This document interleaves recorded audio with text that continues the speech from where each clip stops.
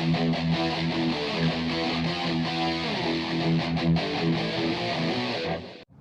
guys, Rominating Reprint here. So I'm outside the cinema, about to head in to see the John Wick franchise's first ever big screen spin-off, Ballerina. Like, I love John Wick, they're great movies. So I'm hoping, now that we're expanding out the franchise into a full-on cinematic universe, I hope the franchise will be able to continue producing the same level of quality that it's been consistently able to.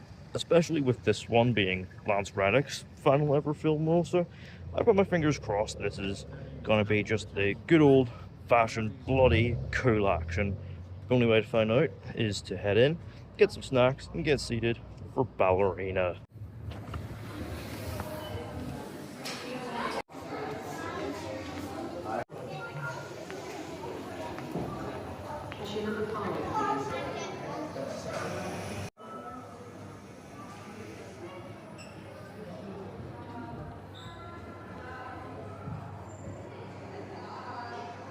So yeah, I've got my popcorn here and a blue frozen Fanta, ready for the John Wick franchise's first ever big screen spin-off.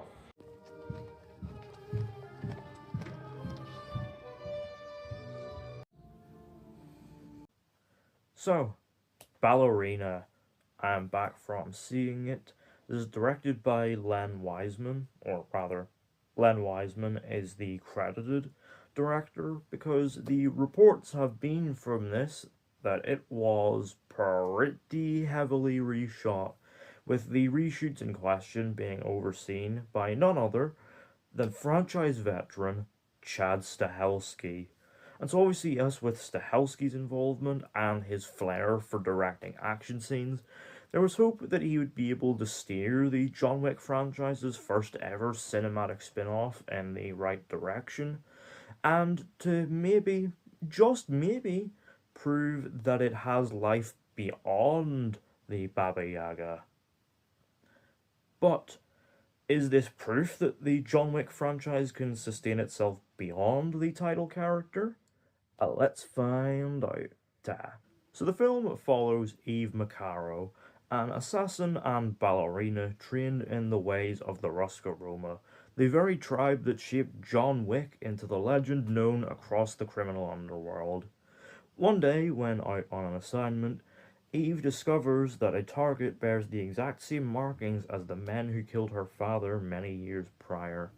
And so, discovering that the men are a part of a cult rather than a tribe, she decides to defy the Ruska Roma and sets out on a revenge mission of her own to find and kill the group's mysterious leader, a man known only as the Chancellor.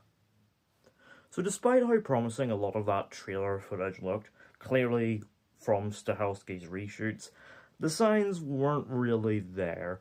Obviously the fact that they heavily reshot the film in the first place, and of course the now infamous embargo, in which Lionsgate basically withheld reactions that were, critical, in favour of, more positive ones praising the film, certainly seemed to indicate that they didn't have much faith in this. But sometimes the signs can be misleading, and I am more than happy to say that this is one such case, because this is a really good film, a more than worthy addition to the John Wick universe. Now, I do have to get my one issue out of the way first, and that is that the story is pretty thin. Now, obviously you're not going to an action movie like this for amazingly groundbreaking storytelling, especially not the John Wick franchise. What you're here for is cool world building and even cooler action scenes. But yeah, the story here is pretty paper thin, yeah. The villains are pretty much disposable cannon fodder, and the whole, central journey is basically just revenge mission. And so that, coupled with some kinda choppy editing in places where it made it kinda clear that this thing has been Frankenstein's monstered, meant that the first act felt a little rough at points. It means that it does take that little bit to find its footing. But after that first act, once the film gets going proper, yeah, the action is basically non-stop. It is an absolute pure bloody thrill ride. Of course, the action is every bit as slickly choreographed and fast paced as you might expect from this franchise. You know, it really does show that Chad Stahelski reshot a bunch of this because, yeah, it is immensely energetic stuff. You know, whether it be like fight scenes in a nightclub with a icy floor, or a bit in a kitchen and restaurant, the choreography is just, it's slick, it's energetic, and fast. And of course, it's every bit as brutal as you might expect from this franchise at this point. You know, people are, shot, stabbed, punched, kicked, bones broken, people blown up, limbs flying all over the place. It is a pure, brutal delight. And to be honest, I would not have it any other way with this franchise. And of course, it is shot really well. You know, it's really well made, as you'd expect. It's, gorgeously shot. With, in franchise tradition, there's some really, stylish uses of color and framing and, energetic camera work that keeps up with the fast pace of the action. It is, really, really stylishly done. And of course, enhancing this is the score by franchise veterans Tyler Bates and Joel J. Richard. You know, bringing in some familiar motifs you'll recognize from across the other movies, very much adding to the, the weight and stakes of this revenge saga. Yeah, it really, really serves the film well in bringing it to life. But of course, driving all of this along, we have, of course, our central character, Eve, played by Ana de Armas, and yeah, she does a really, really good job here. You know, she very much sells that, steely, like, single-minded focus and determination to carry out this revenge mission. And of course, she definitely has that element of physicality, which helps to command the action scenes. She does a really, really good job here. And of course, joining her, we have obviously some new faces. We have notably Gabriel Byrne as the Chancellor. You know, this mysterious, quite cryptic villain speaking in monologues about fate. You know, this is very much how he hides behind his, quite morally ambiguous actions and very much indoctrinates the followers of his cult into, especially children.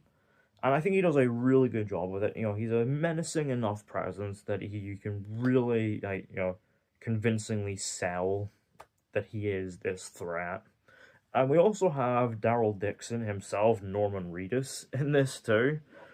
And yeah, he does a very good job as sort of Eve's way in to the cult so she can carry out her revenge mission. I enjoyed his role, small as it is, but he did a very good job. And of course, we have plenty of familiar faces from the franchise as well. Returning from Chapter 3, we have Angelica Houston as the sort of leader of the Ruska Roma tribe, and yeah, she is really good here, as she was in Chapter 3, as your firm leader. And I really enjoyed seeing her scenes from Chapter 3, but told from a different perspective. And I also enjoyed the little layers they added to her in her relationship with Eve. Of course, we also have Ian McShane as Winston, of course, the owner of the New York Continental. Yeah, he's every bit as wonderful a presence as you'd expect. And of course, we also have Lance Reddick by his side as Sharon. Yeah, I'm gonna miss him. You know, he's just got such a distinctive voice, and like, he just has such a presence about him, and that rings true here once again. Yeah, it does feel fitting that, the last time we see him, it's playing this character. But of course, showing up here, we also have the Baba Yaga himself, Keanu Reeves, as John Wick. And yeah, he is every bit the badass you'd expect. And they really bring back him as the Baba Yaga. Because obviously, yes, we've learned more about him over the sequels, but where he really shines is just this mysterious, stuff of legend killer who you do not want to fuck with. And yeah, Reeves really sells it once again. And of course, thanks to all the presence of Reeves and indeed De Armas as Eve, the film just builds and builds and builds across its remaining two-thirds, building to an absolutely glorious climax where the action just really reaches its peak. Obviously, the sort of personal stakes with Eve are built on in a very interesting way with John Wick, which of course you've seen in the trailer. But we also get some absolutely glorious spectacle in its action scenes, a particular standout being a scene with a flamethrower. Yeah, that was absolutely incredible stuff. And the way it leaves off, it definitely leaves it open that we'll hopefully see more of Eve Macaro down the line, which, honestly, I'm hopeful for. Overall, Ballerina is a really, really strong addition to the John Wick universe, and it is proof that there is life in the franchise beyond Keanu Reeves. Yeah, I really hope going forward that the rest of these spin-offs are on this level of quality. Out of 10, Ballerina gets an 8. So yeah, let me know down in the comments. Have you seen Ballerina? What did you think of it? What do you make of it in relation to the rest of the John Wick franchise? Would you like to see more of Eve Macaro? And are you looking forward to the rest of the planned John Wick franchise spin-offs? Let me know all that down in the comments. Don't forget to hit the thumbs up button if you enjoyed. Don't forget to hit the subscribe button if you're new. And don't forget to turn on post notifications so you don't miss an upload.